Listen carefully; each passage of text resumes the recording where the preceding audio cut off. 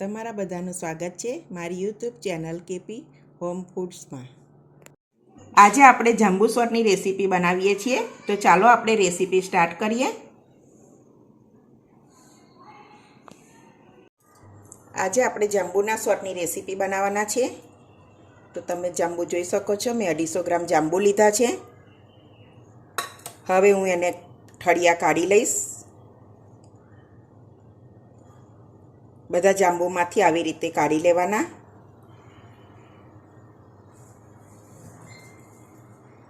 તો જુઓ, મેં બધા જાંબુમાંથી ઠળિયા કાઢી લીધા છે, પલ્પ બધો કાઢી લીધો મેં। હવે એને આપણે એક મિક્સર બાઉલમાં કાઢી લઈશું।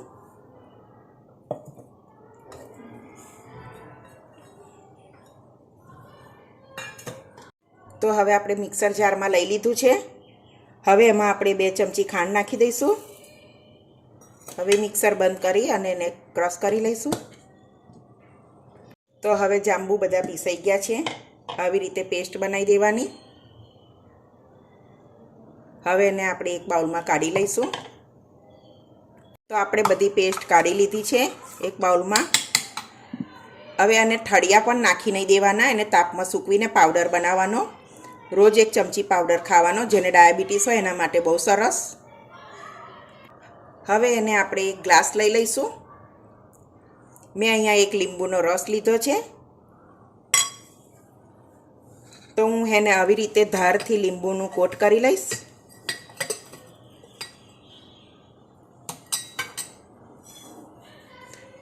અને એક ડીશમાં મેં મીઠું લીધું છે।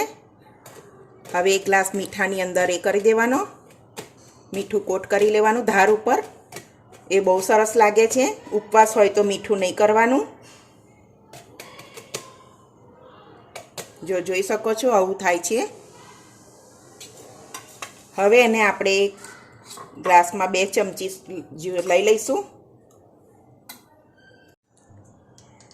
ગ્લાસમાં લઈ લીધું છે। હવે એને આપણે બરફના ટુકડા નાખી દઈશું અંદર।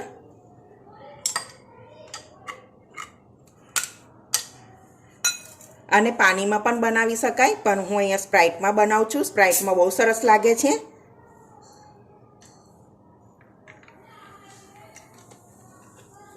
હવે એને હલાવી દેવાનું।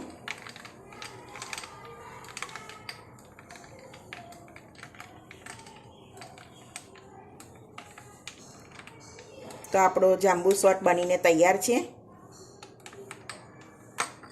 સોટ બનીને રેડી છે। અત્યારે સમરની સિઝન ચાલે છે, તો બધાને, છોકરાઓને બધાને સરસ ખૂબ ભાવે। તમે પણ બનાવી શકો આવું, બહુ સરસ લાગે છે। તમને મારી આ રેસીપી ગમી હોય તો લાઈક કરજો, સબસ્ક્રાઈબ કરજો અને તમારા પરિવારમાં શેર કરજો। તો ફરી મળીશું નવા વિડીયોમાં। ત્યાં સુધી બધાને જય સ્વામિનારાયણ।